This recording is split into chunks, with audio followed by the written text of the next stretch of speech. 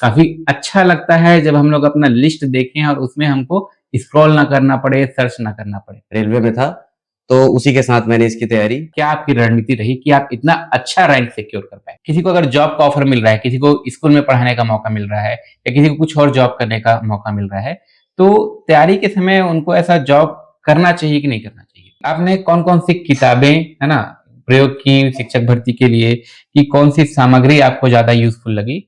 तो इसको हम लोग ऐसा करते हैं, सब्जेक्ट वाइज़ आपसे पूछ लेते हैं। तो ये वाला जो पैटर्न है, ये जो तरीका है, पेडागोजी में काम नहीं करता है। पेपर हॉल में अक्सर गलतियां कई लोग क्या करते हैं, गलती होने के चांसेस कम हो जाते हैं। नहीं तो कभी-कभी क्या होता है, उलझन हो जाता है। मैं जो तरीका अपनाता हूं, मैं बोलना चाहूंगा, तो इसमें गलती होने की चांसेस बहुत कम रहते हैं। तो ऐसे क्वेश्चन को फिर प्रणाम कीजिए, आगे निकलिए। आप कितना मार्क्स पाए थे 150? क्या ऐसा गलती है जो परीक्षार्थी को अवॉइड करना चाहिए परीक्षा के समय या तैयारी के समय? और परीक्षा देते समय क्या गलतियाँ अवॉइड करना चाहिए सर? परीक्षा कब तक होना संभावित है सर? तो सर जैसे कुछ समझने के लिए या कुछ ऐसा याद करने के लिए आप कुछ ऐसा बता सकते हैं जो हमारे व्यूअर्स के लिए हेल्पफुल हो? जैसे अगर कुछ लोग बार-बार असफल हो रहे हैं, तो डिमोटिवेटेड फील करते हैं, या कुछ ऐसे हैं कि हम लोग तैयारी कर ही रहे हैं, कर ही रहे हैं, कर ही रहे हैं, एग्ज़ाम नहीं आ रहा है। तो ऐसे लोगों के लिए आप, ऐसे अभ्यर्थी के लिए आप क्या कहना चाहेंगे? मोर भावी शिक्षक मतलब मैं बोलना चाहता हूँ कि ओमन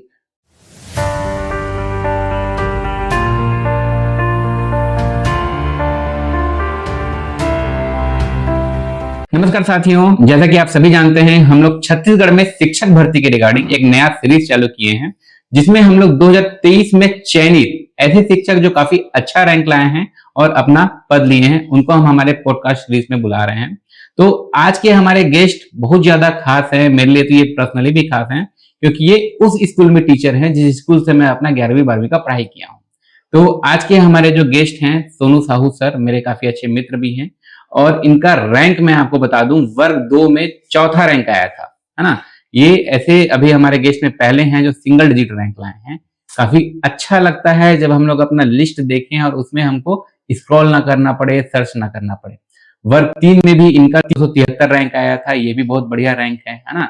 तो स्टार्ट करें इसके पहले, सबसे पहले हम लोग सर को वेलकम करते हैं। Welcome Sonu sir. Thank you Shailendra sir, आपको बहुत बहुत धन्यवाद।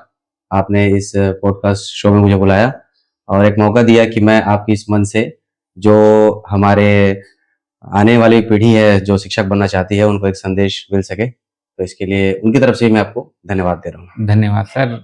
और हम लोग क्वेश्चन सीरीज वो सब चालू करें जो आपके परीक्षा के लिए जरूरी है, चाहे शिक्षक भर्ती हो या कोई सा भी ऐसा कॉम्पिटिटिव एग्जाम हो जिसमें आप तैयारी करना चाह रहे हैं, सक्सेस पाना चाह रहे हैं, सबके लिए जरूरी है। तो उसमें हम लोग शुरू करने के पहले सबसे पहले चाहेंगे कि सोनू सर खुद से अपने बारे में कुछ बताइए।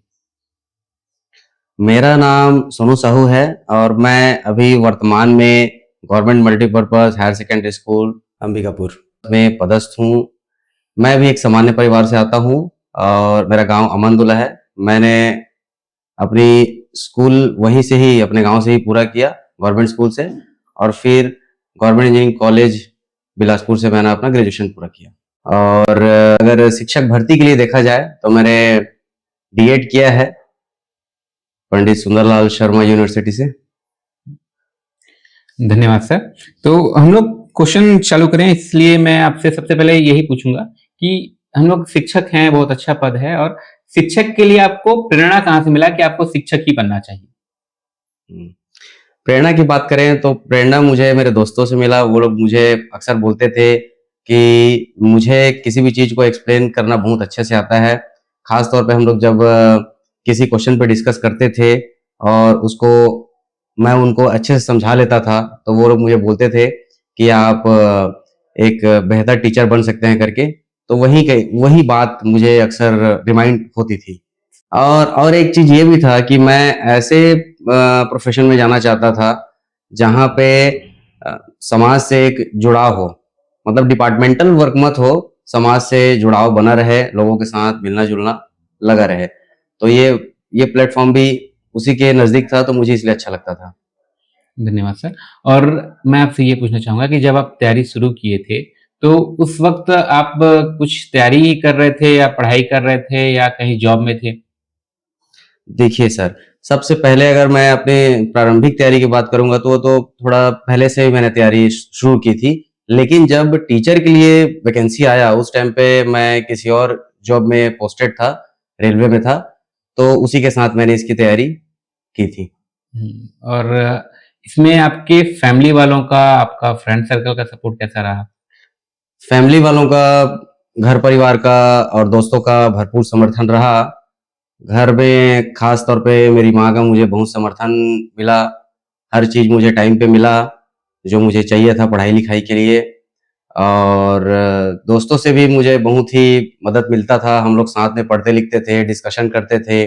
किसी भी सब्जेक्ट को कैसे पढ़ना है, कैसे क्वेश्चन लगाना है उसमें, कहाँ से क्वेश्चन बन रहे हैं और कौन से बुक से क्वेश्चन आ रहे हैं, ये सब हम लोग आपस में डिस्कस करते थे, तो एक बहुत अच्छा कंक्लूजन निकलता था सर। तो ये पढ़ाई में बहुत मदद किया हम लोगों का। तो आपका कुछ ऐसा फ्रेंड सर्कल था या लाइब्रेरी वगैरह जाके आप पढ़ते थे? नहीं, ये जो मेरे फ्रेंड थे वो स्कूल के ही फ्रेंड थे। इसमें एक तो मेरे स्कूल का फ्रेंड था और एक दो रिलेटिव के फ्रेंड थे। तो मैं अपने दोस्तों का नाम लेना चाहूंगा। बिल्कुल सर। एक हेम सर थे जो मेरे स्कूल के फ्रेंड थे। अजय सर हैं जो मेरे प्रोफेशन से संबंधित थे। और एक मेरा भाई था, मौसी का लड़का, परमानंद साहू सर। अभी तीनों ही साथ में मेरे शिक्षक ही हैं सब लोग मिडिल स्कूल में। और इन्हीं के साथ रह के हम लोगों ने तैयारी शुरू की थी। ये बहुत अच्छा है, आपका फ्रेंड सर्कल था, चारों के चारों एक साथ तैयारी की और चारों के चारों एक साथ पदस्थ भी हैं। मैं बता दूं कि जितना इनके जो 4 सर्कल वाले हैं और लगभग सब एक ही आसपास ही पदस्थ हैं, है ना? मतलब जी सर, जी सर।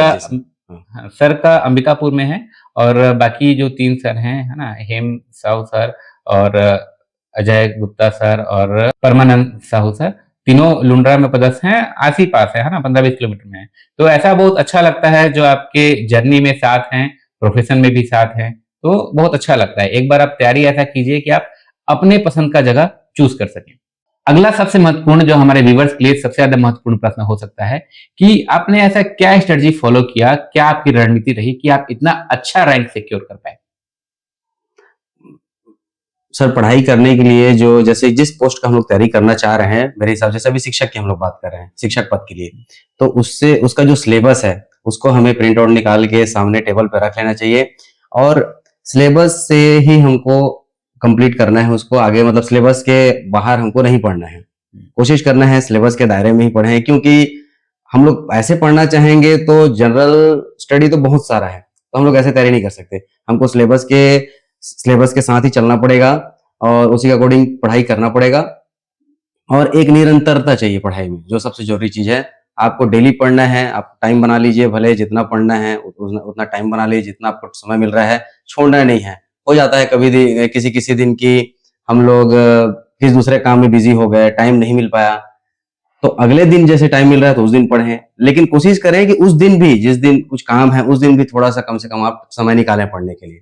मतलब निरंतरता बनी रहे। निरंतरता जरूरी और है। जो एक चीज और बोलना चाहूंगा सर, अगर हमको जिस टॉपिक में ज्यादा डिफिकल्टी लग रहा है, उसका अगर समझ में नहीं आ रहा है कि क्या क्वेश्चन है, कैसे बन रहा है, कहीं से भी क्वेश्चन आ रहा है, तो उस टॉपिक से ज्यादा से ज्यादा क्वेश्चन लगाना चाहिए।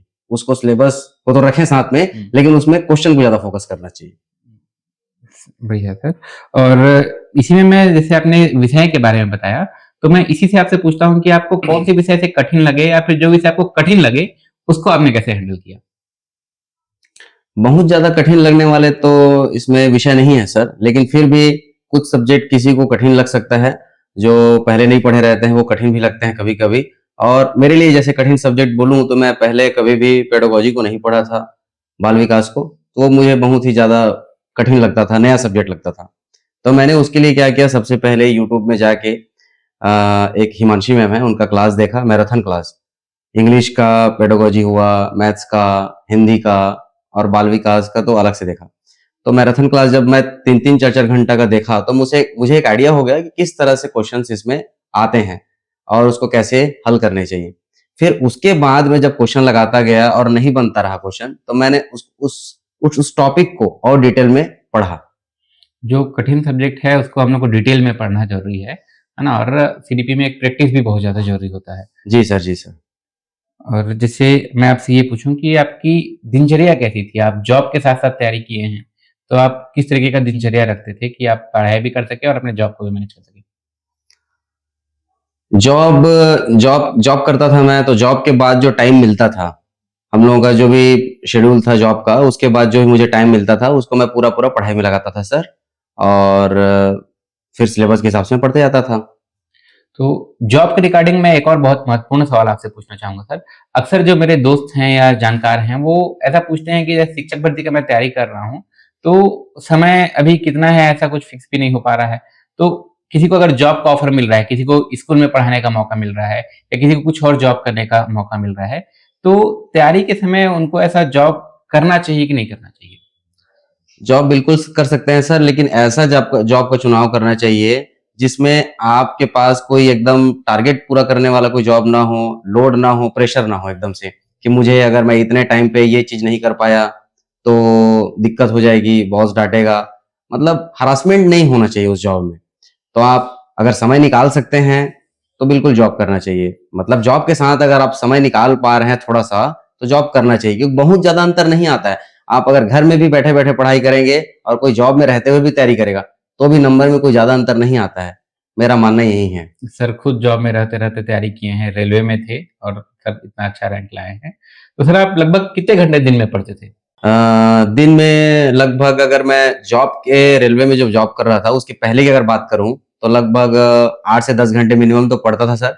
और जॉब के बाद अगर देखा जाए तो जॉब के बाद जो भी, मतलब ड्यूटी के बाद जो भी मुझे टाइम मिलता था, 4 से 5 घंटा, 6 घंटा, तो वो मैं पढ़ाई में पूरा पूरा लगाता था। तो रेलवे में आप लगभग कितना समय जॉब किए सर? उसमें लगभग 6 महीने का ही सर्विस रहा मेरा।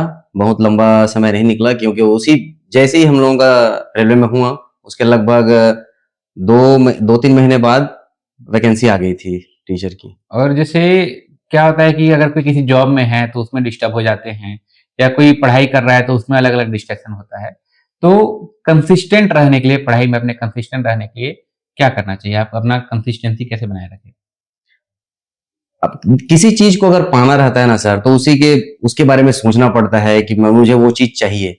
तो जब हम लोग ऐसा मानते हैं कि मुझे ऐसे शिक्षक बनना था, मुझे अगर उस टाइम पीरियड की बात करूं जब मैं रेलवे में था, तो एक डिपार्टमेंटल जॉब हो जाता है वो। मुझे वो जॉब कर तो रहा था मैं, लेकिन अब मौका मिला कि मैं अपनी पोजीशन बेहतर कर सकूं, और वो भी शिक्षक के रूप में। तो मैंने सोचा कि शिक्षक इससे ज्यादा बेहतर जॉब है, क्योंकि उसमें हम लोग लोगों के बीच में रहेंगे, कनेक्टिविटी रहेगा, तो पढ़ाने का मौका मिलेगा, सीखने सिखाने का मौका मिलेगा, और ऐसे ऐसे काम का मैं हिस्सा बन पाऊंगा जिसमें एक बच्चों का भविष्य बना रहे हम लोग।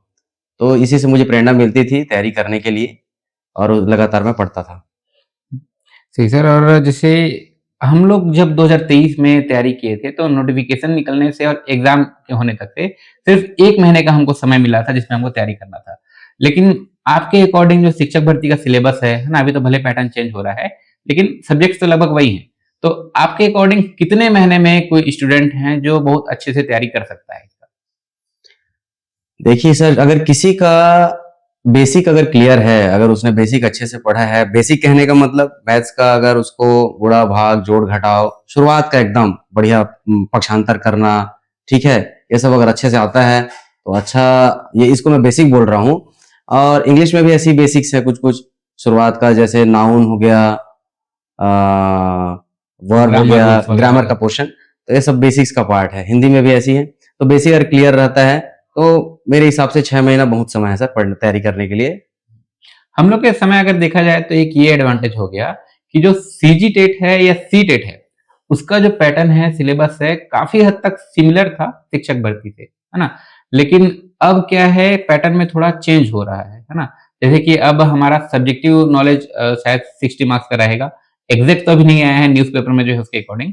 सब्जेक्टिव हमारा 60 मार्क्स का रहेगा, 20 नंबर का पेडागोजी रहेगा और 5-5 नंबर का आपका हिंदी, इंग्लिश, जनरल स्टडी और कंप्यूटर रहेगा। तो इसके लिए भी आपको लगता है लगभग उतना ही समय लगेगा या थोड़ा और समय लग सकता है सब्जेक्ट को अपना स्ट्रॉन्ग करने के लिए? ये तो मुझे लगता है जो नया पैटर्न है वो अच्छा है, क्योंकि जो जिस सब्जेक्ट को पढ़ा है पहले से वो उसको और बेहतर कर सकता है। तो उसमें ज्यादा उसका क्योंकि कंसेप्ट भी रहता है, जिसको जो पढ़ा शुरुआत से पढ़ा रहता है जो भी स्टूडेंट, तो उसको अच्छे से करने के लिए समय मिल जाएगा, और उसको डिटेल में पढ़िए उसी को, क्योंकि उसमें ज्यादा स्कोर कर सकते हैं। तो ये तो अच्छा सब्जेक्ट है, मतलब अच्छा ये जो तरीका है ये। नया पैटर्न है ये अभी के जो अभ्यर्थी हैं उनके लिए यूज़फुल रहेगा या बिल्कुल सर, आगे? ये यूजफुल रहेगा, क्योंकि वही बात बता रहा हूँ। क्योंकि अब जैसे फॉर एग्जांपल कोई मैथ्स का स्टूडेंट है, तो मैथ्स उसका अच्छा से बनता ही होगा, शुरुआत से पढ़ा है उसने, तो उसको और बेहतर कर लेगा तो वो उसमें ज्यादा नंबर ले सकता है सीधा सीधा। और बाकी के जो नंबर बचे हुए हैं उसमें थोड़ा थोड़ा जो 5-5 नंबर का, जैसे आपने बताया 5 नंबर का कंप्यूटर, 5 नंबर का जीएस, तो वो सब उसको भी पढ़ना ही है, लेकिन ज्यादा पोर्शन यहाँ पे है तो उसको ज्यादा नंबर कम मेहनत में मिल जाएगा सर, क्योंकि उसने पहले ही वो सब्जेक्ट पढ़ चुका है। मतलब ये सब्जेक्ट वाइज हो रहा है, तो ये कहिए कि जो एस्पिरेंट्स हैं उनके लिए काफी इजी हो जाएगा। हाँ सर, ऐसा मेरा मानना है, इजी हो जाएगा ये। हाँ, तो ये एक बहुत ही अच्छा चीज है। और एक और जो सबसे महत्वपूर्ण प्रश्न है जो अक्सर लोग पूछा करते हैं कि आपने कौन कौन सी किताबें, है ना, प्रयोग की शिक्षक भर्ती के लिए, कि कौन सी सामग्री आपको ज्यादा यूजफुल लगी। तो इसको हम लोग ऐसा करते हैं, सब्जेक्ट वाइज आपसे पूछ लेते हैं। तो 2023 के हिसाब से बोलें तो एक तो आपका सब्जेक्ट है, दूसरा सबसे इंपॉर्टेंट होता है हमारा शिक्षण शास्त्र, है ना, सीडीपी, बाल विकास एवं शिक्षण शास्त्र। तो इसका तैयारी आपने कहाँ से किया? शिक्षण शास्त्र के लिए मैंने हिमांशी मैम और सचिन सर का जो यूट्यूब क्लासेस था उसको देखा था, उसी से तैयारी किया था। और उनका एक पीडीएफ था, तो पीडीएफ को डाउनलोड करने के बाद में उसको मैंने समझा, और उनका एक क्वेश्चन बैंक भी आता है उन्हीं का, जिसमें क्वेश्चन आंसर रहता है, उससे भी, हाँ सचिन सर का, उससे उसको भी मैंने तैयार किया था। और फिर बाद में मैंने एचआर पब्लिकेशन का एक बुक लिया था पेडागोजी के लिए ही, तो उसमें हिंदी, इंग्लिश, मैथ्स और बाल विकास के जितने भी पेडागोजी के क्वेश्चन बनते हैं सभी एक साथ थे, तो वो वाला पूरा मेरा उसमें हो गया था सर। सीडीपी को पढ़ने का एक तरीका ये भी है कि हम लोग इसमें सिलेबस से ज्यादा प्रैक्टिस पे डिपेंड होते हैं। अगर प्रैक्टिस कम रहेगा, सिलेबस को बस पूरा करेंगे, तो सिलेबस क्योंकि लेंदी लगता है, सिलेबस के बस पढ़ के चल देंगे तो क्वेश्चन नहीं बनते हैं, तो इसमें हम लोगों को प्रैक्टिस ज्यादा जरूरी रहता है। जैसे मैं आपको एक क्वेश्चन बता रहा हूँ, एक शिक्षक विद्यार्थी से सामाजिक मूल्यों का विकसित कर सकता है, विद्यार्थियों में सामाजिक मूल्यों का विकसित कर सकता है। पहला ऑप्शन है महान व्यक्तियों के बारे में बोलकर, अनुशासन की भावना विकसित करके, आदर्श रूप में बर्ताव कर, उन्हें अच्छी कहानी सुनाकर। आपको ऊपर ऊपर से पढ़ने मिलेगा, सभी ऑप्शन सही हैं, क्योंकि महान व्यक्तियों के व्यक्तित्व के बारे में बताएंगे, जाहिर सी बात है, अच्छी बात है, सीखेगा वो। अनुशासन की बातें करेंगे तो भी अच्छी बात है, लेकिन सबसे जो इसमें बेहतर आपका विकल्प होगा वो होगा विकल्प सी, आदर्श रूप से बर्ताव करके। अगर आप स्वयं अपने किसी चीज को अपने ऊपर उतारेंगे और बच्चों को सिखाएंगे, हाँ इस तरह से एक आदर्श जीवन होना चाहिए, एक शिक्षक कैसा होना चाहिए, इंसान कैसा होना चाहिए, आप किसी चीज को बताना चाहते हैं तो उसको अपने आप ऊपर पहले लागू करना पड़ेगा, तो बच्चा उसको आसानी से सीख सकता है, क्योंकि बच्चे इमिटेट करके सीखते हैं। ये पिछले एग्जाम का आया हुआ प्रश्न है, ये हम लोग अपने वीडियो पे डिस्कस भी किए हैं। मतलब ये बताना चाह रहे हैं कि जो सीडीपी है ना, जो हमारा सीडीपी सेक्शन है, उसमें हमको एक से ज्यादा ऑप्शन भी सही लगते हैं। तो हमको ये नहीं करना है कि हम लोग बस प्रश्न पढ़े, पहला ऑप्शन देखे सही लगा, है ना, दूसरा ऑप्शन देखे सही लगा, तो सिर्फ उसको टिक कर दें। हमको चारों के चारों ऑप्शन को पढ़ने हैं, जो सही लग रहा है उससे भी जो सबसे ज्यादा सही है, जो सबसे ज्यादा एक्यूरेट है, उसको हमको आंसर लगाना है। जी सर। तो एक ऐसा कह सकते हैं कि जितना ऑप्शन है, चारों ऑप्शन को तो पढ़ना जरूरी है ना। हड़बड़ी ना करें, सिर्फ सही लगने पे टिक ना लगा दें, ऑप्शन को पढ़ें, एनालाइज करें और फिर उसका उत्तर दें। जैसे कि मैं इसमें एक और एग्जांपल देता हूँ। जैसे कि मान लीजिए क्वेश्चन आया है कि घुनघुट्टा जलाशय कहाँ पर स्थित है। अब जिसको जो जीएस पढ़ा होगा उसको लगभग पता ही होगा कि घुनघुट्टा जलाशय सरगुजा में है। तो स्टूडेंट क्या करेंगे कि सरगुजा जैसे ऑप्शन दिखा उसको लगा के आगे बढ़ जाएंगे। तो ये वाला जो पैटर्न है, ये जो तरीका है, पेडागोजी में काम नहीं करता है। इसमें हमें चारों ऑप्शन को अच्छे से पढ़ना ही पड़ेगा, तभी हम लोग बेहतर ऑप्शन निकाल सकते हैं। और इसमें चारों में से बेहतर ही आपको निकालना है, जरूरी नहीं है कि एक ही ऑप्शन आएगा, सभी ऑप्शन भी हो सकते हैं इसमें सही। धन्यवाद सर। और ये तो हो गया हमारा सीडीपी का, है ना, बाल विकास एवं शिक्षण शास्त्र का। इस बार हमारा सब्जेक्टिव वेटेज ज्यादा होने वाला है, तो आपका मेन, जैसे आप टीचर कहें तो आप गणित के हैं, क्योंकि आप इंजीनियरिंग बैकग्राउंड के हैं। जी सर। तो गणित के लिए आप क्या बुक रिकमेंड करना चाहेंगे? गणित के लिए आप शुरुआत में एसडी यादव का किताब पढ़ सकते हैं, क्योंकि उसमें एक कैटेगरी वाइज बताया गया है कि किस टाइप से क्वेश्चन को किस टाइप से बनाना है, किस तरीके से बनाना है, एक फॉर्मेट दिया हुआ है। तो ये स्टार्टिंग शुरुआत में बहुत अच्छा रहता है, और लगभग आपका व्यापम का मान के चलिए 70% क्वेश्चन तो बन ही जाएगा उससे। और अच्छे से उसको समझना चाहते हैं तो आपका ही सर, आपका जो उस पर डेडिकेटेड वीडियो बना हुआ है मैथ्स को कौन कौन से किताब से पढ़ना चाहिए, और उसमें आपका एक लंबा सीरीज भी है मैथ्स को लेकर, तो वो भी काफी मददगार रहेगा अगर विद्यार्थी उसको फॉलो अप करेंगे तो। धन्यवाद सर। गणित के लिए मैं बता दूं, गणित हम लोग काफी पहले से भी पढ़ते आ रहे हैं, जो मेरे साथ इस चैनल में पहले से जुड़े हैं, है ना। मैं अनअकैडमी में भी था, तो वहां भी मैं गणित पढ़ा रहा था, रीजनिंग पढ़ा रहा था। और गणित के बुक के लिए एक डेडिकेटेड वीडियो है, जिसमें आपके नीड के अनुसार आपको क्या बुक रिफर करना चाहिए वो मैंने बताया है। तो वो मैं आपको यहाँ थंबनेल में भी दिखा दे रहा हूँ, और उसका लिंक मैं कमेंट में और डिस्क्रिप्शन में दोनों में दे दूंगा। तो मैं तो रिकमेंड करूंगा कि आप उस वीडियो को जरूर देखिएगा, है ना। मैथ में आपका नॉलेज कहां तक है और आपका नीड क्या है, उसके अकॉर्डिंग उसमें बुक सजेस्ट किया गया है। गणित भी एक ऐसा विषय है जैसे समझने का भले थोड़ा रहे, लेकिन प्रैक्टिस बहुत ज्यादा इंपॉर्टेंट करता है। तो आप किस लेवल पे हैं और आपका नीड क्या है, तो आप उसको वीडियो को जरूर देखिएगा। अगला, जैसे सर आप हिंदी का तैयारी कहाँ से की है? हिंदी का तैयारी सर मैं एचआर पब्लिकेशन से किया था। बहुत अच्छी बुक है और बहुत छोटी छोटी चीजों को बहुत बेहतर ढंग से उसमें समझाया गया है। लगभग अगर उसको पढ़ लेते हैं तो क्वेश्चन छूटना ना के बराबर है। लगभग पूरे क्वेश्चन बन ही जाएंगे सर। पेडागॉजी भी उसी से कवर हो जाएगा, सही है। पेडागोजी भी एचआर पब्लिकेशन की मदद ले सकते हैं, लेकिन पूरा पूरा उस पर डिपेंड नहीं हो सकते। उसके लिए आपको वीडियो देखना ही पड़ेगा, क्योंकि प्रैक्टिस वीडियो देखते हैं तो क्या होता है ना सर, हमको एक पता चल जाता है कि किस तरीके से अगर कोई क्वेश्चन हम लोग बनाए, अगर गलत हुआ तो उसका एक्सप्लेनेशन मिल जाएगा साथ ही साथ, लेकिन बुक में इतना एक्सप्लेनेशन मिल नहीं पाता है। और जैसे प्रैक्टिस भी कर रहे हैं तो प्रेफर कीजिए कि ऐसा बुक देखें कि उत्तर के साथ साथ उसका एक्सप्लेनेशन भी दिखे। हाँ जैसा सीडीपी में 4 ऑप्शन है, तो आपको 4 ऑप्शन के बारे में पता होना चाहिए। जी सर, जी सर। और एक चीज बता रहा हूँ मैं, वो जब तैयारी करना स्टार्ट किया था तो उसके लिए एक बुक भी लिया था मैं, वर्ग 2 का सीजी टेट का, और वो शुरू से आखिरी तक मैं पढ़ा था। तो उसके क्वेश्चन भी बहुत सारे उसमें सिमिलर थे क्वेश्चन। कौन सी पब्लिकेशन का बुक था सर? वो अरिहंत का था। अरिहंत का सीजीटेट वर्ग 2 के अरिहंत लिए। सर। एक किरण पब्लिकेशन का भी बुक बहुत अच्छा रहता है प्रैक्टिस के लिए, तो वो भी आप बिल्कुल देख सकते हैं।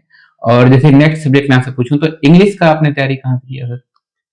इंग्लिश का सर मेरा, क्योंकि इंग्लिश और हिंदी दोनों माध्यम में मैं बराबर ही लगभग पढ़ा हूँ, और कॉलेज तो मेरा इंजीनियरिंग था तो इंग्लिश माध्यम ही था। तो इंग्लिश का बेसिक तो मेरा पहले से ही थोड़ा सा ठीक ठाक था, और व्यापम का जो लेवल है इंग्लिश का बहुत ज्यादा नहीं रहता है। आप हल्का फुल्का भी इंग्लिश अगर पढ़ लेंगे तो वो हो जाएगा। तो उसके लिए मैंने एक सिंपल किताब रेफर की थी, स्पीडी। उसको ओवरव्यू देखा था, ज्यादा ज्यादा बहुत ज्यादा मदद भी नहीं मिला था, लेकिन मैं आपको बताना यही चाह रहा हूँ सर कि इंग्लिश के लिए बेसिक अंडरस्टैंडिंग होनी जरूरी है व्यापम के पेपर में। बहुत ज्यादा पढ़ने की जरूरत नहीं है। और एक जैसे बचता है जनरल स्टडी, नेशनल और ये सीजी का। तो Yes. जनरल स्टडी के लिए आप कोई एक ऐसा बुक रिफर कर सकते हैं जिसमें सब लगभग कवर हो जाए। जनरल स्टडी के लिए तो बहुत बड़ा सिलेबस है सर। उसके लिए मैं आपको कुछ कुछ टॉपिक है जो हमको समझ में नहीं आ रहा है जनरल स्टडी में, तो ज्यादा अगर कम समय है तो सीधा सीधा उसको यूट्यूब में ज्यादा देखना सही रहेगा। उस टॉपिक को सीधा सर्च कीजिए और यूट्यूब में देख लीजिए। और अगर समय है किताब पढ़ने का, अगर समय है तो छत्तीसगढ़ का किताब पढ़ना है तो एचआर पब्लिकेशन का ले सकते हैं। लेकिन फिर वही बात बोलना चाहूंगा, बहुत बड़ी किताब हो जाती है, उतना बड़ा किताब पढ़ना कम समय में, और वो भी शिक्षक भर्ती मात्र उसी को निकालने के लिए, ये ज्यादा प्रैक्टिकल नहीं लगता है। तो यूट्यूब ज्यादा कारगर रहेगा, और आपकी जो सीरीज है वो भी इसमें फायदेमंद हो सकती है अगर परीक्षार्थी उसको फॉलो करेंगे तो। धन्यवाद सर। जनरल स्टडी एक ऐसा है जिसका सिलेबस बहुत ज्यादा वास्ट है और वेटेज बहुत ज्यादा कम है ना। तो बाकी चीज को ज्यादा इंपॉर्टेंस दे, है ना। अब इस बार तो जनरल स्टडी सिर्फ 5 नंबर का रहेगा, जैसा न्यूज़पेपर से हमको पता चल रहा है। हाँ सर। एग्जैक्ट सिलेबस आएगा तो उसमें हमको और कंफर्म पता चलेगा। जब नया पैटर्न आएगा मैं शेयर करूंगा आपके साथ, तो आप उसके अकॉर्डिंग भी कर सकते हैं। एक कोई सा भी बुक आप ले सकते हैं जिसमें आपको ओवरव्यू पता चल जाए, ठीक है। और अगला, जैसे मैं आपसे प्रश्न पूछूं कि सर क्या आपने कहीं कोचिंग भी किए थे, और अगर कोचिंग किए थे तो आपके लिए कितना फायदेमंद रहा? कोचिंग सर देखिए, मैं शिक्षक भर्ती के लिए तो कोचिंग नहीं किया था, लेकिन जो जनरल स्टडी का जो सब्जेक्ट है, क्योंकि कोई भी स्टूडेंट जनरल स्टडी को पढ़ा नहीं रहता है, खास करके एग्जाम ओरिएंटेड पढ़ा नहीं रहता है। पढ़े भी रहते हैं तो हमको ऐसे ही नॉर्मल पढ़े रहते हैं स्कूल में, वही रहता है। एग्जाम ओरिएंटेशन जनरल स्टडी की पढ़ाई हो ही नहीं रहती है। तो एक मार्गदर्शन के रूप में मैंने गांव स्तर पे ही उसकी कोचिंग की थी। एक संस्थान है हंसल एकेडमी जयपुर में। तो कॉलेज के बाद मैंने वहाँ करीबन 6 महीने पढ़ा था। उसके डायरेक्टर हैं श्री सुरेश साहू सर जी, जो हमेशा बोलते थे कि आपको पढ़ना कैसे है वो मैं बताऊंगा, पढ़ना आपको खुद से है। और वही तरीका शुरू से आखिरी तक मैंने अपनाया। पढ़ना हमको ही है, कैसे पढ़ना है वो हमको सर बताए थे, और आपको मैं बता देता हूँ। आपको सिलेबस के अकॉर्डिंग पढ़ना है, क्वेश्चन को ज्यादा से ज्यादा प्रैक्टिस करना है, और जो फैक्ट वाली चीजें हैं उसको याद करना है। कुछ चीजें तो याद करनी ही पड़ेंगी बिना याद किए, क्योंकि जीएस में कुछ है नहीं, उसको याद करना ही पड़ता है। समझना है और याद करना है, जो समझने लायक उसको समझना है, याद करने लायक है उसको याद करना है। कोचिंग मुख्यतः बताएंगे कि आपको कैसे पढ़ना है और क्या पढ़ना है इसका तैयारी आपको तो खुद ही करना पड़ेगा, है ना। तो जैसे इसी में अब अगला मैं आपसे प्रश्न पूछूं कि मॉक टेस्ट और प्रीवियस ईयर क्वेश्चन पेपर कैसे यूजफुल है या उसका क्या इंपॉर्टेंस है तैयारी में? मॉक टेस्ट का पेपर की तैयारी में बहुत रोल है सर, क्योंकि जब हम लोग मॉक टेस्ट दिलाते हैं तो उसमें पेपर के दौरान जो होने वाली गलतियां हैं वो सामने आती हैं। जैसे कि मान लीजिए मैं मॉक टेस्ट दे रहा हूँ, अब कभी कभी एग्जाम हॉल में हम लोग डायरेक्ट पहुंचते हैं बिना मॉक टेस्ट दिए, तो जो नर्वसनेस रहता है वो पेपर में दिख जाता है, हड़बड़ाहट दिखती है। तो जब हम लोग लगातार मॉक टेस्ट देते हैं तो वो गलतियां होने की संभावना कम हो जाती है। कभी कभी होता है कि हम लोग ऑप्शन ए को लगा रहे हैं, ऑप्शन बी लग गया, ये छोटी छोटी गलतियां हैं। कभी कभी लगता है अरे ये वाला क्वेश्चन तो मैं पढ़ा ही नहीं था, अभी मॉक टेस्ट में आ रहा है, तो उसको दोबारा सुधार करने का एक मौका मिल जाता है। तो मॉक टेस्ट का तैयारी में, किसी भी पेपर की तैयारी में बहुत बड़ा रोल रहता है। मेरे हिसाब से मॉक टेस्ट करना ही चाहिए। और रही बात प्रीवियस ईयर क्वेश्चन की, तो उसका रोल भी यही है कि हम लोग जब प्रीवियस ईयर क्वेश्चन, सिलेबस तो हम लोग पढ़ लिए सर, सिलेबस पढ़ने के बाद में उस सिलेबस से भी कौन कौन से टॉपिक से ज्यादा क्वेश्चन बन रहे हैं इसको समझना बहुत ज्यादा जरूरी है। और कई क्वेश्चन ऐसे होते हैं जो रिपीटेड होते हैं। रिपीटेड कहना है कि मतलब आसपास के क्वेश्चन होते हैं, उसी के जैसे किसी क्वेश्चन को पूछा उसी तरीके से दूसरे तरीके से थोड़ा सा उस क्वेश्चन को हल्का सा मॉडिफाई करके फिर पूछ दिया गया है। इस तरीके से बहुत सारे आपको questions previous year question solve करेंगे तो देखने को मिल जाएगा, तो आपको पता चलेगा कि किस टॉपिक में ज्यादा वेटेज है। तो ये बहुत मददगार होता है इस तरह से पढ़ने में। और एक चीज और होता है, जब हम लोग प्रीवियस ईयर की क्वेश्चन की तैयारी करते हैं तो मान लीजिए कोई एक आध क्वेश्चन में लगाया, अब उसमें 4 ऑप्शन है, उसमें ऑप्शन ए सही है, बाकी जो इसके 3 ऑप्शन है उसको भी मैंने वहां पे देख लिया, तो दूसरा जो क्वेश्चन उसके बारे में मुझे उसके बारे में जानने का एक मौका मिलेगा कि ये ऑप्शन किससे संबंधित है, इस ऑप्शन का क्या मतलब है। पहला ऑप्शन तो ठीक है, इसका सही है, लेकिन जो दूसरा तीसरा चौथा ऑप्शन है उसको भी मुझे समझना पड़ेगा, क्योंकि अगले क्वेश्चन में वही क्वेश्चन रिपीट होने वाला होता है। मतलब ऑप्शन में भी जो हम जब तैयारी कर रहे हैं तो अगर ऑप्शन ए सही है या बी सही है तो जो सही है उसके अलावा भी जो ऑप्शन में है उसके बारे में भी जानकारी होना चाहिए। जरूरी है, उसके बारे में जानना जरूरी है कि वो उस ऑप्शन को क्यों दिया है, उस ऑप्शन को क्यों दिया है, जो सेकंड ऑप्शन है उसको क्यों दिया है, उसका क्या मतलब है, वो किससे लिंक हो रहा है, वो किससे लिंक हो रहा है। यस। और प्रीवियस ईयर पेपर भले देखिए इस बार पैटर्न चेंज हो रहा है, जब पिछला जो पेपर था 150 नंबर का था, इस बार का पेपर 100 नंबर का हो रहा है ना। पैटर्न तो चेंज होगा, लेकिन जो प्रीवियस ईयर पेपर है उससे हमको ये पता चलेगा क्या इंपॉर्टेंट है ना, किसको हमको ज्यादा ध्यान देना है। यस, तो वो तैयारी करना बहुत ज्यादा जरूरी है ना, ऐसा बहुत सही। और आपको मतलब कोई सा विषय ऐसा कमजोर लगता था कि इसमें आपको बहुत ज्यादा ध्यान की जरूरत है पेपर के समय या तैयारी के समय? शिक्षक भर्ती के लिए वही सर, एक पेडागोजी मेरे लिए नया सब्जेक्ट था, तो उसको मैं जैसे क्या पहले ही बता चुका हूँ, वीडियो के माध्यम से ज्यादा उसको मैंने कवर किया, और बुक में एक अरिहंत पब्लिकेशन का बुक था उसी से मैंने देखा था, और बाद में एक लुसेंट का भी बुक लिया था जो ज्यादा कारगर नहीं है।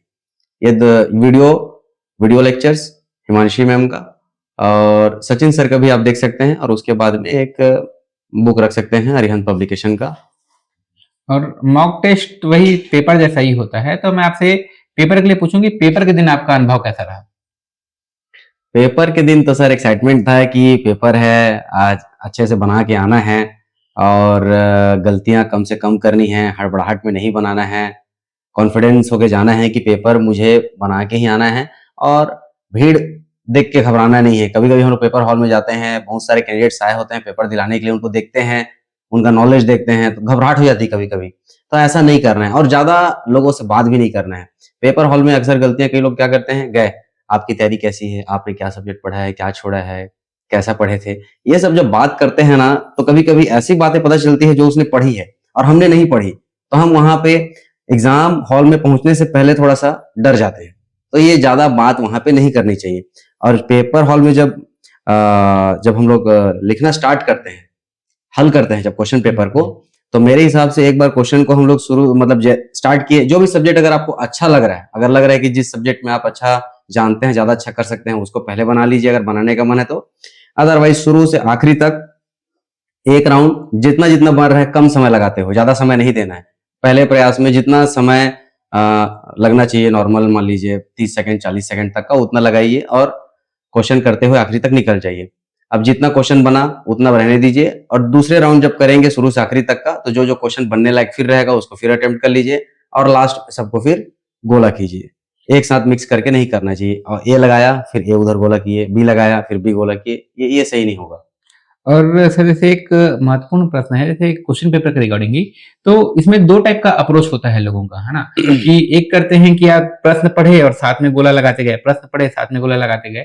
वो ज़्यादा बेनिफिशियल है कि आपके अकॉर्डिंग कि पहले पूरा प्रश्न को पढ़ लिए, छोटा-छोटा टिक लगाए और फिर लास्ट में गोला किए। हाँ, सही बोल रहे हैं सर। ये जो दूसरा ऑप्शन जो आप दे रहे हैं उसी की मैंने भी बात की है कि आप पूरा पढ़ लिए, जो आपका बनने लायक था उसको छोटा-छोटा आप मार्क कर लिए क्वेश्चन पेपर में, उसके बाद आप ओएमआर शीट में जाएँगे और उसको फिर गोला करेंगे। ये ज़्यादा अच्छा रहता है, इसमें गलती होने के चांसेस कम हो जाते हैं। नहीं तो कभी-कभी क्या होता है, उलझन हो जाता है। पहले का ए था, दूसरे का भी ए है, फिर तीसरे का बी आ गया अचानक से, तो दूसरे का कहीं और लग गया।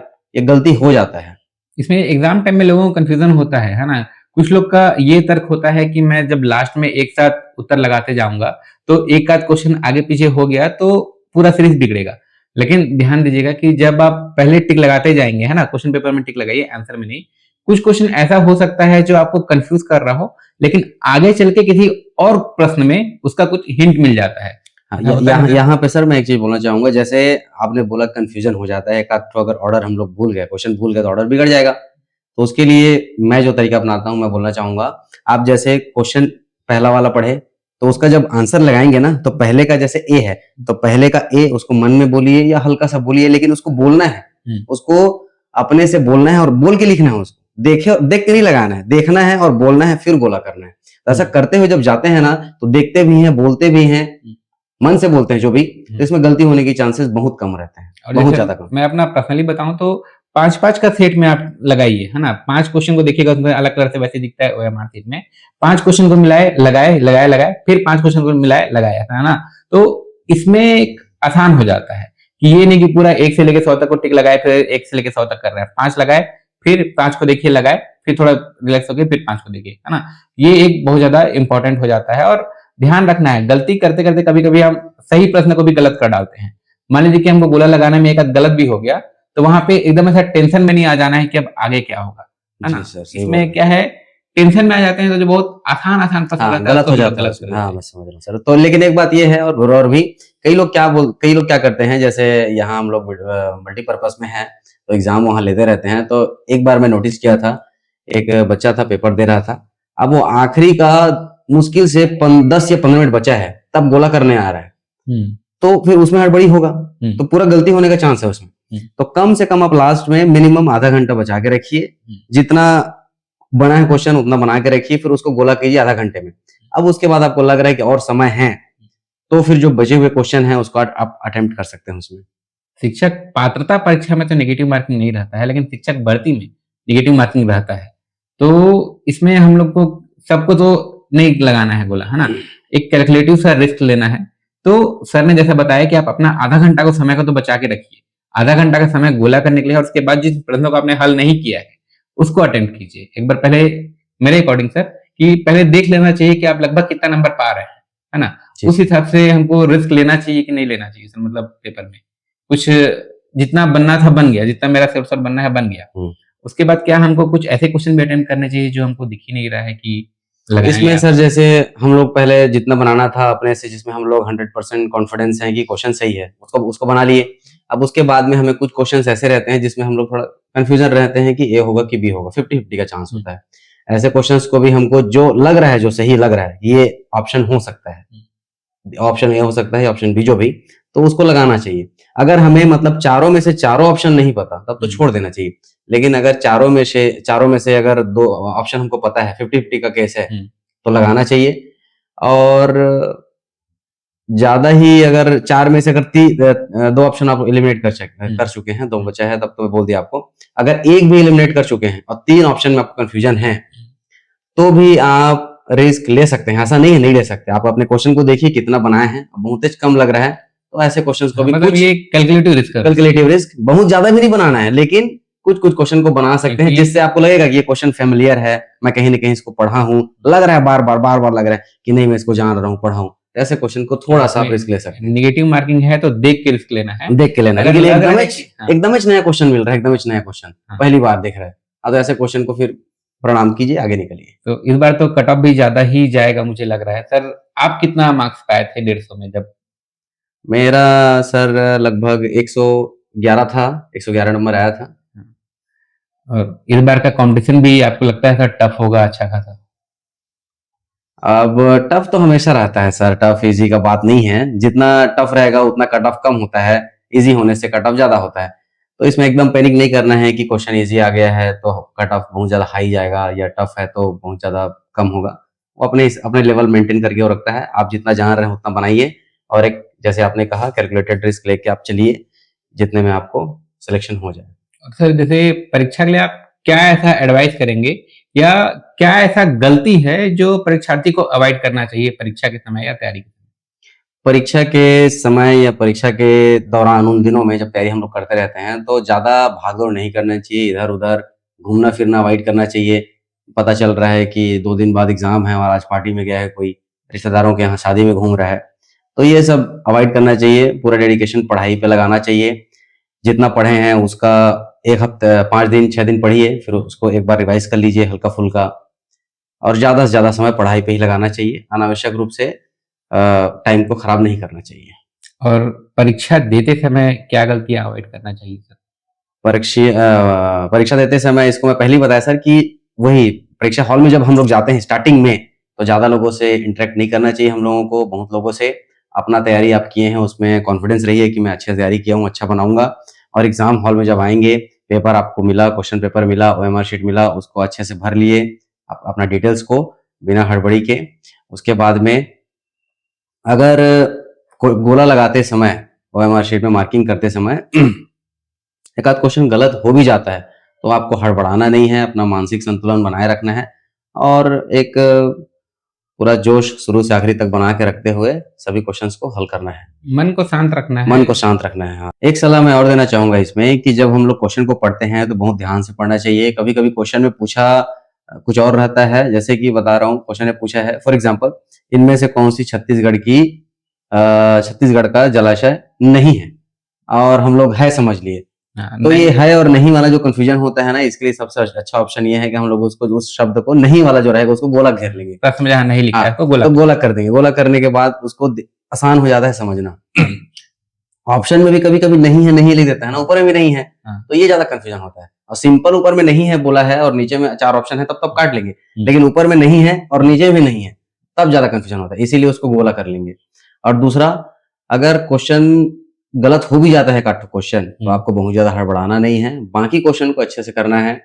और तीसरी बात ये बोलना चाहूंगा कि अगर क्वेश्चन टफ आया, लग रहा है आपको क्वेश्चन बहुत मुश्किल है, सिलेक्शन नहीं हो पाएगा, अब तो खत्म, ऐसा नहीं सोचना है। क्वेश्चन अगर टफ है, हार्ड है, तो सबके लिए है, सबके लिए मुश्किल है। इजी है तो सबके लिए इजी है। आप जितना पढ़े हैं, अच्छे से पढ़े हैं, उतना बनाइए। अगर आप ईमानदारी से तैयारी किए होंगे तो सिलेक्शन पक्का होगा। ये बहुत बढ़िया कहा सर आपने। एग्जाम में कभी-कभी क्या होता है, नहीं पूछा होता है, और एग्जाम में हमको एक तो एग्जाम का प्रेशर वैसी है, प्लस टाइम हमारे पास कम है, तो हम लोग फट से उस क्वेश्चन को पढ़ते हैं क्या है करके, और ऑप्शन में एक ना एक ऑप्शन उसमें दिया होगा जो है, तो नहीं को अगर हम लोग नहीं पढ़ेंगे तो भी हमारा आंसर गलत होगा। तो जहां नहीं लिखा है उसको तो ध्यान दीजिएगा, अलग से भले वहीं गोला लगा लीजिएगा। कभी-कभी एग्जाम में हम लोग देने जाते हैं तो जो वहाँ एग्जामिनर रहते हैं, हमको क्वेश्चन पेपर में लगाने के लिए मना करते हैं कि यहाँ पेंसिल मत चलाइए, पेन मत चलाइए। तो आप चाहे तो जो नीचे की तरफ है ना, जो नीचे में रफर रहता है, वहां पे आप आंसर लिख लिए या टिक कर लिए, बट ध्यान देना है उस शब्द को बहुत अच्छे से। ठीक है, तो ये तो एक बहुत अच्छा आपने एडवाइस दिया कि क्या क्या गलती नहीं करनी चाहिए, वो भी आपने बताया।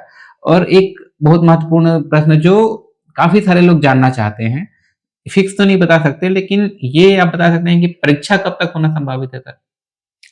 परीक्षा सर, जैसा कि नोटिफिकेशन अभी पूरी तरह से आया तो नहीं है, लेकिन पेपर कटिंग के माध्यम से, यूट्यूब चैनलों के माध्यम से पता चल रहा है कि बहुत जल्दी आने वाला है। तो फरवरी में आ सकता है, ऐसा लग रहा है। और अगर गवर्नमेंट की मंशा है भर्ती करने का, लग रहा है ऐसा, तो क्योंकि बार बार संसद में भी मतलब वो लोग विधानसभा में भी ये बात हो रहा था, तो वहां से ये कहा गया है कि फरवरी में नोटिफिकेशन आ जाएगा करके।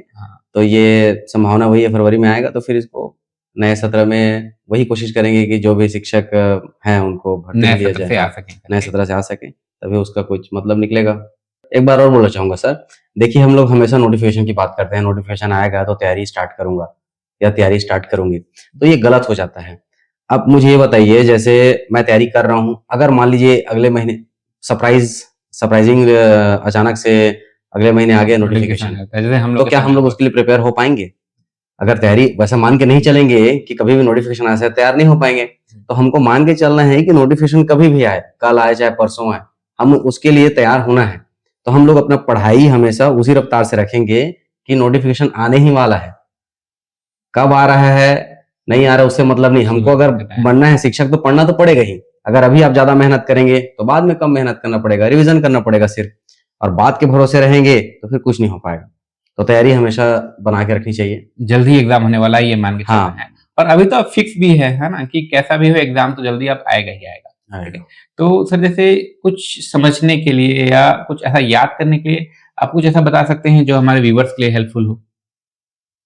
याद करने के लिए फैक्ट्स वगैरह को तो सर याद करना ही पड़ता है, जैसे जीएस का बात हो गया तो उसको याद करना ही है। तो अपना कोई भी ट्रिक बना सकते हैं, किसी इवेंट से किसी चीज को जोड़ सकते हैं, किसी घटना को, उससे संबंधित जो भी बातें होती हैं उसको। जैसे छत्तीसगढ़ का अगर जगह है उससे बात करूं तो छत्तीसगढ़ में किसी भी जगह को आप जान रहे हैं तो उससे बाकी जगह को कनेक्ट कर लीजिए। तो ये याद करने का एक तरीका होता है कनेक्ट फैक्ट्स को। करके पढ़ते चलिए। कनेक्ट करके रिलेट करके पढ़ना चाहिए चीजों को। जो बार बार नहीं याद हो रहा है आप उसको लिख के सामने चिपका सकते हैं। हाँ, चिपका सकते हैं। रिवाइज करने के ये लिए भी हम अच्छा लोग नोट्स तरीका हो बना सकता सकते है, हैं। ये भी अच्छा तरीका हो सकता लास्ट में कुछ होता है, जैसे कुछ फॉर्मूला है जो आपको नहीं याद हो रहा है, उसको आप एक जगह लिख लीजिए कि आप उसको लास्ट में रिवाइज कर सकें। है। ऐसा हाँ कह सकते हैं, है ना? हाँ सर। और क्योंकि परीक्षा जब एकदम पास आता है तब तैयारी करने के लिए तो समझ में नहीं आता है कि किस चीज को तैयारी करें और पढ़ें तो क्या पढ़ें। तो पढ़ना पहले से है, लास्ट को बस रिवाइज करने के लिए रखना है। ठीक है। और जैसे मैं आपसे पूछना चाहूँ कि अगला जो अभी शिक्षक भर्ती होगा, है ना, जो संभावित है 2026 में होगा, तो क्या आप उसमें फिर से सम्मिलित होंगे सर? शिक्षक भर्ती में तो सम्मिलित होने का सवाल नहीं है सर, क्योंकि मैं ऐसे भी बढ़िया जगह में पोस्टेड हूँ, अंबिकापुर में हूँ, मल्टीपर्पज गवर्नमेंट स्कूल में। तो शिक्षक भर्ती में तो नहीं होऊंगा, लेकिन अगर वर्ग 1 का पोस्ट आता है तो मैं उसके बारे में अगर सोच सकता हूँ, अगर तैयारी करना रहेगा तो। वो भी कोई कंपलसरी नहीं है, लेकिन अगर मैं करने का मन रहेगा उस टाइम पे तो तैयारी कर सकता हूँ, कोई जरूरी नहीं है। तो ये आप जो वर्ग 2 वाले हैं इसको आप अपना एक गुड न्यूज़ की वजह से ले सकते हैं कि आपके लिए एक बहुत अच्छा कॉम्पिटिशन कट गया, है ना? सर इतना जो तैयारी किए हुए हैं अब वो आपके कॉम्पिटिशन में नहीं है। और एक ये भी एक बेनिफिशियल है कि हम लोग का 3 साल लगभग होने वाला है, परीक्षा अवधि खत्म हो हाँ, गया ये भी है बात है सर। और प्लस अच्छे ही जगह में पोस्टेड हैं। सर जिला मुख्यालय में पोस्टेड हैं, मैं अपने घर से 3 घंटे की दूरी में पोस्टेड हूँ, है ना? तो हम लोग का एक तो परीक्षा अवधि समाप्त हो गया है, तो फिर से उस दौड़ में शामिल होने का जरूरत नहीं है। अगर इससे ज्यादा कुछ इनरिचमेंट वाला रहेगा, कुछ ज्यादा अच्छा पद रहेगा, जैसे वर्ग 1 का रहेगा, तो उसमें तो हम लोग तैयारी करेंगे ही, है ना? Yes sir. बाकी अब अच्छा है ना, जैसे जिसका रैंक अच्छा था हम लोग का टाइम सेलेक्ट करने के लिए 2 चीजें हो रही थी कि आपको कुछ जिला मुख्यालय चाहिए या घर से पास चाहिए। तो जैसे सर जिला के बहुत ही सबसे अच्छे स्कूल में है, रेपुटेटेड स्कूल में है। मैं बता रहा हूँ, मैं खुद वहां से पढ़ाई किया हूँ 11वीं 12वीं का। जो मेरे दोस्त हैं या जो अंबिकापुर सरगुजा को जानते हैं, ऐसा कोई नहीं होगा जो मल्टीपर्पज स्कूल को नहीं जान रहा है ना? तो काफी रेपुटेटेड सा स्कूल है। तो अब जैसे सिलेक्ट करने को था सर जिला मुख्यालय लिए हैं, मैं घर के पास लिया हूँ।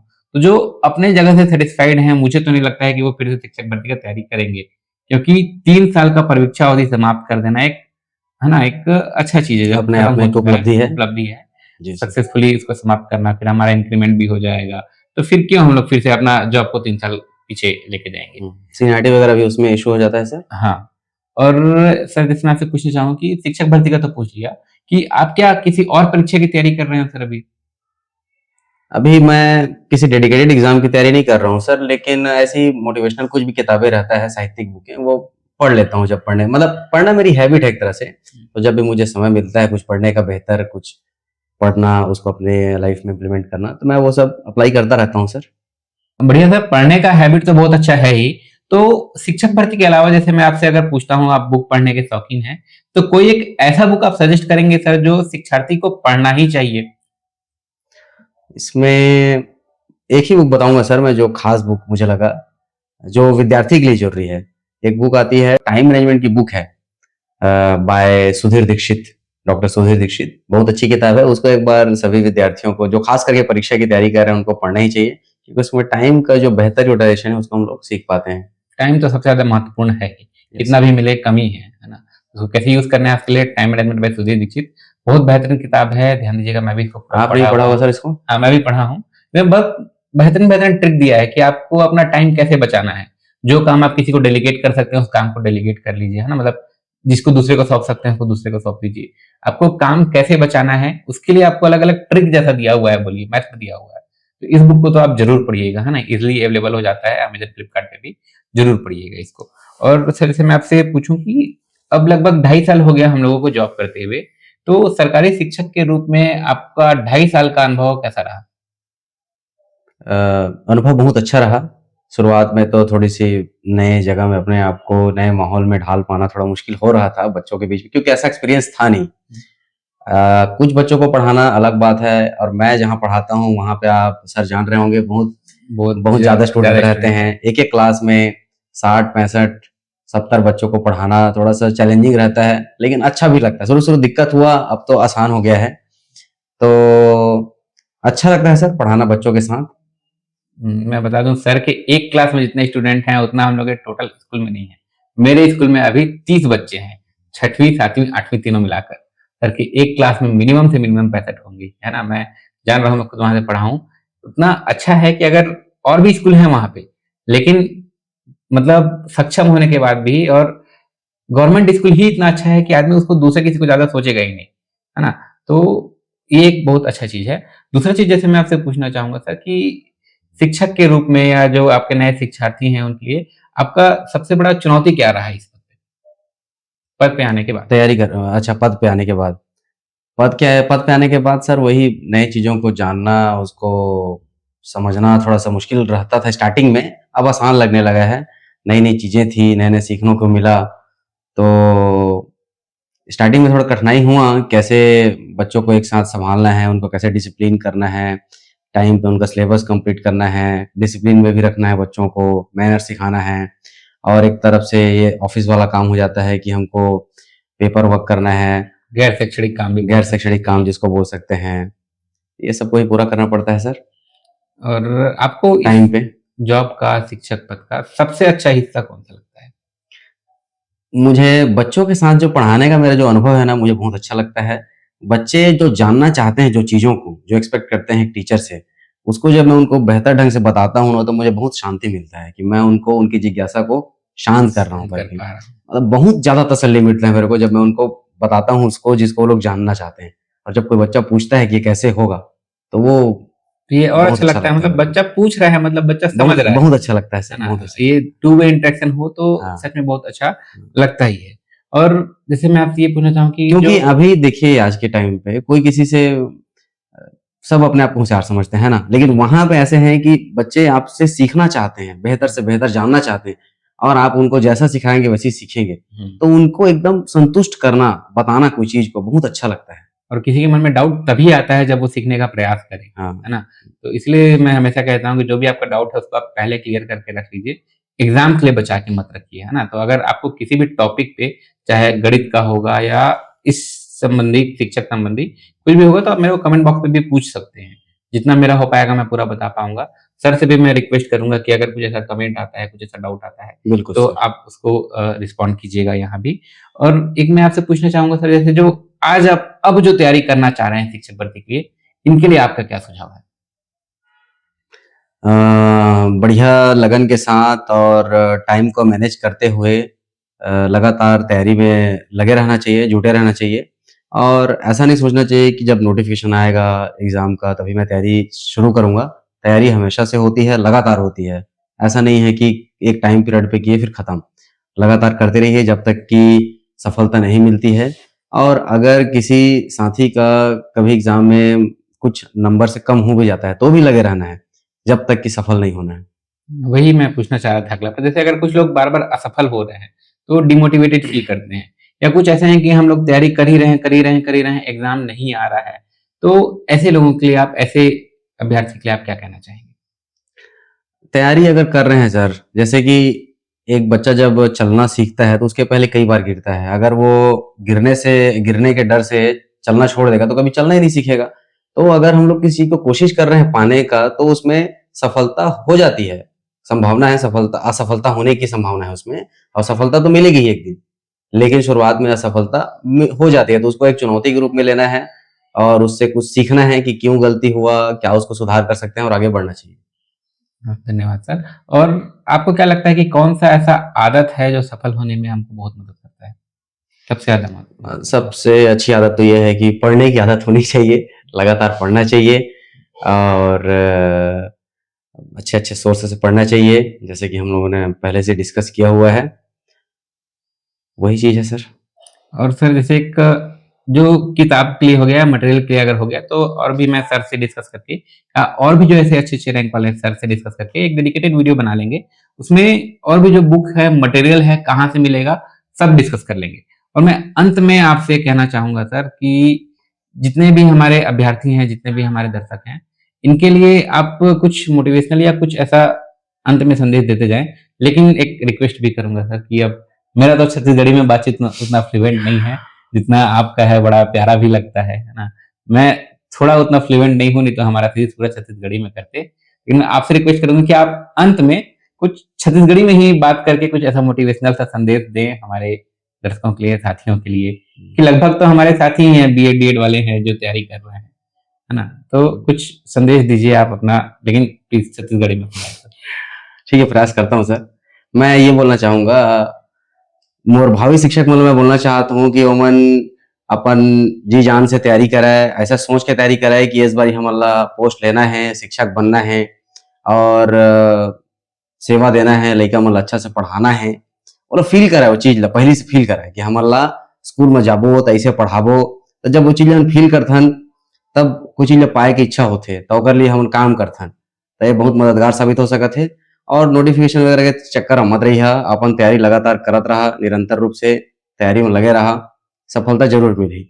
सब झील मैं यही संदेश देता हूँ और बधाई देता हूँ ओकर लिए, शुभकामनाएं हैं मोर सबके लिए। बहुत-बहुत धन्यवाद सर। अंत में मैं आपको एक बार और सहृदय धन्यवाद करना चाहूँगा कि इसके पहले देखिए जितने हैं सब हमारे विकासखंड के थे। सर लगभग 60-65 किलोमीटर दूर से यहाँ आए हैं हम सबको इतना गाइड करने के लिए। तो सबकी तरफ से मैं आपको धन्यवाद कहना चाहूँगा। और अगर इतने के बाद भी अगर आप लोगों का, है ना, मैं अपने दर्शकों से भी बोल रहा हूँ कि कुछ भी ऐसा डाउट लगता है, आप बिल्कुल कमेंट में कहिएगा, पूछिएगा। सर भी रिस्पॉन्ड करेंगे, मैं सर से ऐसा रिक्वेस्ट भी कर रहा हूँ। तो जो भी लगता है तैयारी तो जोरदार कीजिए, नोटिफिकेशन वगैरह का वेट करने का जरूरत नहीं है, कभी भी आ जाएगा। तो ऐसा नहीं लगना चाहिए कि मैं पहले से तैयारी नहीं किया, समय नहीं बचा। हम लोग के टाइम का अगर मैं अनुभव बताऊं तो 1 महीना मिला था तैयारी करने के लिए, 1 महीने के अंदर परीक्षा हो गया और 4 महीना कंप्लीट होते होते अंदर में हम लोग स्कूल में ज्वाइनिंग ले लिए थे, है ना? तो अभी तो इतना कंफर्म है ही कि 2026 में परीक्षा होगा ही होगा, तो तैयारी तो जोरदार करना है। अंत में मैं सारे दर्शकों की तरफ से आपको एक बार और धन्यवाद बोलता हूँ सर, धन्यवाद। आपका भी धन्यवाद सर, मुझे यहाँ पे ये मौका देने के लिए। और शिक्षक भर्ती के रिगार्डिंग या किसी भी परीक्षा के रिगार्डिंग अगर आपको कुछ भी डाउट होता है, चाहे वो टॉपिक से हो, तैयारी से हो, रणनीति से हो, बुक से हो, तो आप कमेंट करके पूछ सकते हैं। और आगे के अपडेट के लिए आप हमारे इस चैनल से जुड़े रहिएगा। वीडियो अच्छा लगे तो आप इसको लाइक और शेयर जरूर कीजिएगा और चैनल को सब्सक्राइब करके जरूर रखिएगा। धन्यवाद।